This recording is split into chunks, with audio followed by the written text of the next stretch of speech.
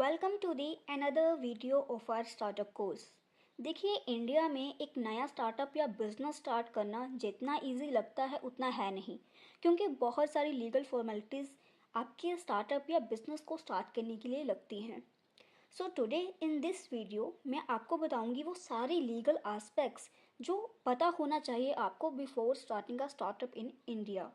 So if you are an aspiring entrepreneur तो ये video आपके लिए बहुत ही ज़्यादा हेल्पफुल होने वाली है, बिकॉज लीगल रिक्वायरमेंट्स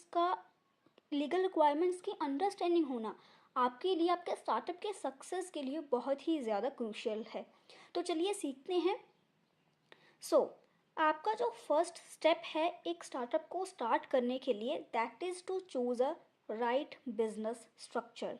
क्या बिजनेस स्ट्रक्चर्स होते हैं उनके बारे में डिस्कस करेंगे, उनके क्या फ़ायदे क्या नुकसान हैं उनके बारे में डिस्कस करेंगे, आपके लिए कौन सा बिजनेस स्ट्रक्चर फ़ायदेमंद रहेगा इस चीज़ के बारे में भी मैं आपको बताऊंगी। तो चलिए आगे बढ़ते हैं। So first structure is sole proprietorship.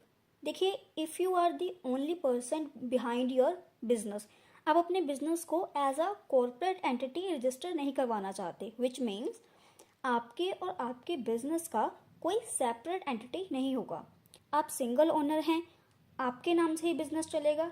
अब इसका फ़ायदा क्या होगा? इसका फ़ायदा ये होता है कि इसमें लेस कंप्लाइंसेस होते हैं, बट इसका बहुत बड़ा नुकसान ये है कि इसमें जो लाइबिलिटीज़ हैं वो अनलिमिटेड हो जाती हैं। क्यों? क्योंकि इसमें आप और आपका जो बिजनेस है वो सेपरेट पर्सन नहीं है। ठीक है, इसमें प्रॉब्लम ये होगी कि अगर कोई बिजनेस की लाइबिलिटी है जो मान लीजिए आप पे नहीं कर पा रहे, तो आपके जो पर्सनल एसेट्स हैं वो रिस्क पे होंगे। तो sole proprietor is not a good option. On the other hand, if there is 2 और more partners then it is partnership, but इसमें भी अनलिमिटेड लाइबिलिटीज का चक्कर पड़ता है। So if you don't want this, तो आपके लिए नेक्स्ट ऑप्शंस हैं, that is one person company and limited liability partnership. अब वन पर्सन कंपनी में क्या है कि वन पर्सन कंपनी सिमिलर है सोल प्रोप्राइटर में, बस क्या डिफरेंस है? देखिए, सोल प्रोप्राइटर में ये है कि आप और आपका जो बिजनेस है वो सेम पर्सन है, बट वन पर्सन कंपनी में क्या है कि आपकी सिंगल एंटिटी होती है, आपकी अलग एंटिटी होती है, which means one person company allow करती है सिंगल एंटरप्रेन्योर्स को लिमिटेड लाइबिलिटी कंपनी स्टार्ट करने के लिए। जैसे मैंने बताया, आपकी लीगल एंटिटी जो है वो सेपरेट होगी एंड आपके जो पर्सनल एसेट्स हैं वो रिस्क पे नहीं होंगे। वहीं सोल प्रोप्राइटर में आपके जो पर्सनल एसेट्स हैं वो भी रिस्क पे होते हैं। ऑन द अदर हैंड, अगर बात करें लिमिटेड लाइबिलिटी पार्टनरशिप की, यहाँ पे आ जाते हैं पार्टनर्स। ठीक है, यहाँ पे भी जो आपके पार्टनर्स हैं और आप हैं, उनके जो पर्सनल एसेट्स हैं वो रिस्क पे नहीं होते। ठीक है, तो ये कुछ डिफरेंस था, समझ में आ गया होगा आपको। ये जो 4 स्ट्रक्चर्स हैं इनमें आपने एक चीज़ नोटिस करी होगी कि ये जो मैनेजमेंट एंड ओनरशिप है वो सेम पर्सन है, जो इन्वेस्ट कर रहा है, जो मैनेज कर रहा है वो सेम है। So what if you are new startup और आप ऐसे स्टार्टअप हैं जो आगे जाकर आप इन्वेस्टर से पैसा लेना चाहते हैं, अपने बिजनेस को बड़ा करना चाहते हैं, अपने स्टार्टअप को बड़ा करना चाहते हैं, मतलब आप अपने स्टार्टअप में फंडिंग लेना चाहते हैं इन फ्यूचर, तो आपके लिए बेस्ट ऑप्शन है प्राइवेट लिमिटेड कंपनी। क्योंकि जो वेंचर कैपिटलिस्ट होते हैं या फिर जो अदर इन्वेस्टर्स होते हैं, जब आप उनके पास जाते हैं फंडिंग के लिए, तो वो प्राइवेट लिमिटेड कंपनी को प्रेफरेंस ज़्यादा देते हैं। एंड ये तो बहुत ही ऑब्वियस सी बात है कि अभी आपने अगर स्टार्टअप शुरू करना है तो उसको बड़ा करना है, तो बड़ा करने के लिए फंडिंग तो चाहिए ही चाहिए। ठीक है, तो private limited company is the best option for your startup. अब आपको इन स्ट्रक्चर्स के बारे में समझ आ गया होगा। अब आपको चूज़ करना है आपके लिए कौन सा बिजनेस स्ट्रक्चर फ़ायदेमंद रहेगा।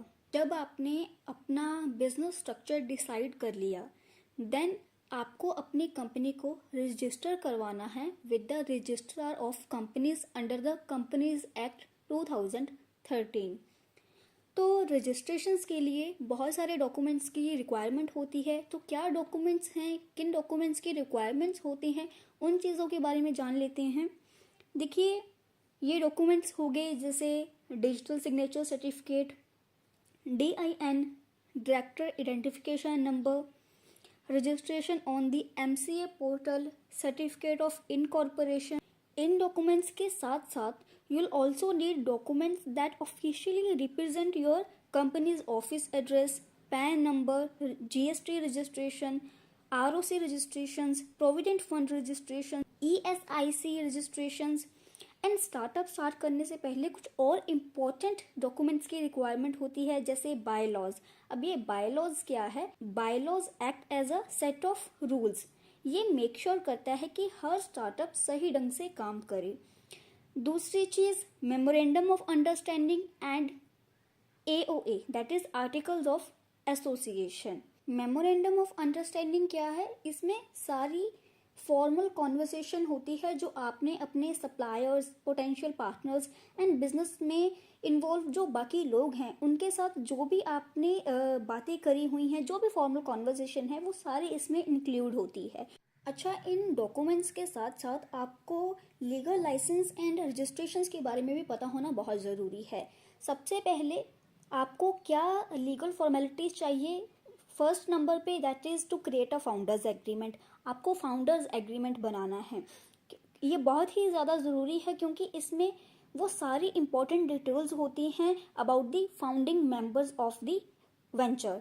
इसमें वो सारी लीगल चीज़ें, वो सारी राइट्स, ओनरशिप, सारी रिस्पॉन्सिबिलिटी, ये सारी चीज़ें इन डिटेल इस फाउंडर्स एग्रीमेंट में होती हैं। और एक वेल ड्राफ्टेड फाउंडर एग्रीमेंट बनाना बहुत ही ज़्यादा ज़रूरी है ताकि कल को कोई भी किसी भी तरह का डिस्प्यूट अराइज ना हो।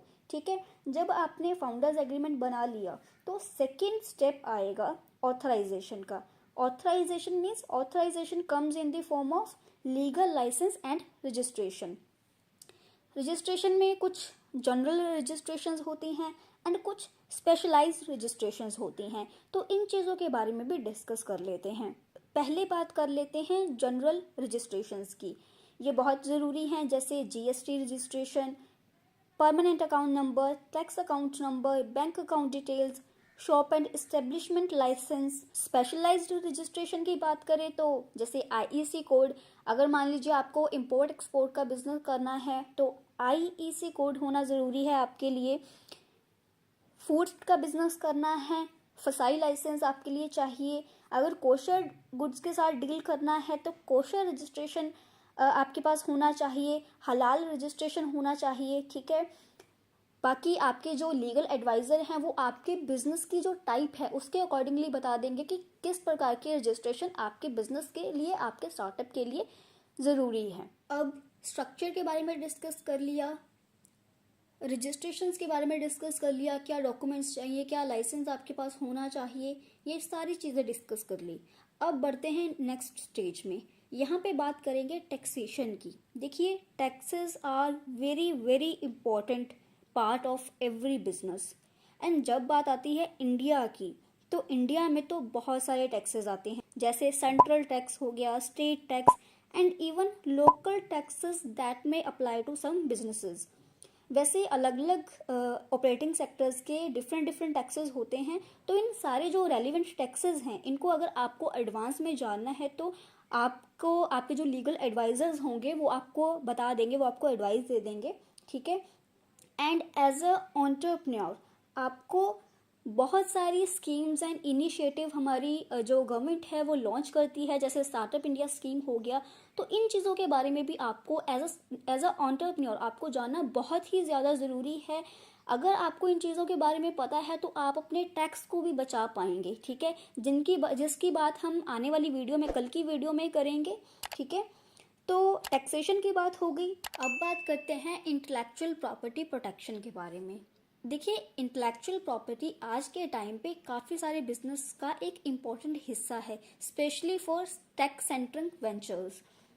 तो स्टार्टअप के लिए इंटेलेक्चुअल प्रॉपर्टी को प्रोटेक्ट करना बहुत ही ज़्यादा ज़रूरी है, बिकॉज ये आपके स्टार्टअप को कॉम्पिटिटिव एज देता है, जिससे बहुत सारे जो लोग हैं जो आइडियाज़ को कॉपी करते हैं, आप उनसे बच सकते हैं। ठीक है, तो अगर आप जानना चाहते हैं कि कैसे पेटेंट फाइल किया जाता है, ट्रेडमार्क के बारे में जानना चाहते हैं, कॉपीराइट के बारे में जानना चाहते हैं, तो मैं इस पे एक डिटेल्ड, एक डेडिकेटेड वीडियो बना दूंगी।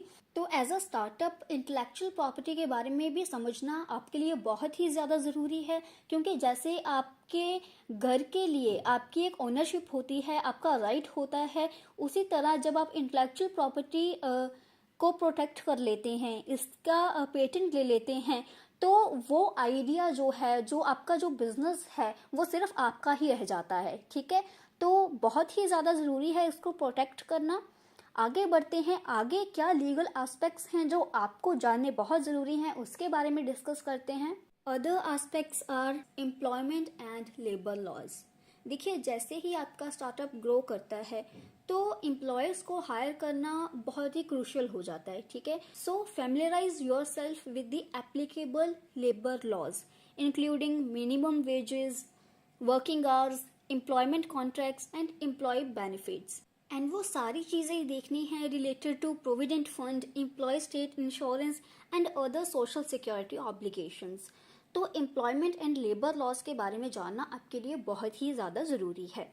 Other very important aspect, funding and investments. देखिए, कल को आपको फंडिंग चाहिए, आपने इन्वेस्टमेंट लेनी है। ठीक है, so फैमिलियराइज yourself with security laws. ठीक है, जो सेबी ने जो गाइडलाइंस दी हैं उनके बारे में आपको पता होना चाहिए। SEBI is security and exchange board of India. ठीक है, कल को मान लीजिए आपको फॉरेन इन्वेस्टर चाहिए, तो आपको FDI, that is foreign direct investment, उसकी गाइडलाइंस के बारे में भी जानना बहुत ज़रूरी है अगर आपको फॉरेन इन्वेस्टर से फंड रेज करना है। ठीक है, अगर आपको फंडिंग एंड इन्वेस्टमेंट्स के बारे में डिटेल में जानना है तो कमेंट बिलो, मैं डेफिनेटली इस पर एक डिटेल्ड वीडियो बना दूंगी। अदर एस्पेक्ट्स के बारे में जानते हैं, that is contracts and legal agreements. As a startup आपको बहुत सारे लीगल एग्रीमेंट्स प्रिपेयर करने पड़ते हैं, जैसे terms of service, privacy policies, non disclosure agreements, employment contracts, vendor agreements. ठीक है, तो ये सारे जो एग्रीमेंट्स हैं इनको भी आपको प्रिपेयर करना है, इनके बारे में भी आपको डिटेल में जानना है, क्योंकि इससे आपके क्लाइंट के या आपके इन्वेस्टर्स के, आप दोनों पार्टीज के जो राइट्स होते हैं, जो प्राइवेसी होती है, वो प्रोटेक्ट रहती है। ठीक है, तो इन लीगल एग्रीमेंट्स एंड कॉन्ट्रैक्ट्स के बारे में जानना आपके लिए as a startup, as a entrepreneur बहुत ही ज़्यादा ज़रूरी है। Last is regulatory compliance. देखिए, हर एक स्पेसिफिक इंडस्ट्री के अलग अलग रूल्स होते हैं, तो आपको उनके बारे में भी जानना बहुत ही ज़रूरी है। Consumer protection, competition law, environment laws, इन सारी चीज़ों के बारे में जानना एज अ स्टार्टअप आपके लिए बहुत ही ज़्यादा ज़रूरी है। अभी वीडियो के एंड में आपको एक इम्पॉर्टेंट टिप दे रही हूँ, that is to include appropriate dispute resolution clause in contract to minimise legal conflicts. So ये थी हमारी फुल लीगल गाइड। हर एस्पेक्ट्स के बारे में हमने डिस्कस कर लिया है। अगर आपका फिर भी कोई क्वेश्चन रहा हो, कुछ पूछना चाहते हो, तो comment below, I will definitely answer. बाकी मिलती हूँ आपको अगली वीडियो में। टिल देन चैनल को ज़रूर सब्सक्राइब करिए, और अगर वीडियो अच्छा लगा हो, थोड़ा सा भी हेल्पफुल रहा हो, तो ज़रूर लाइक करिएगा। Thank you so much.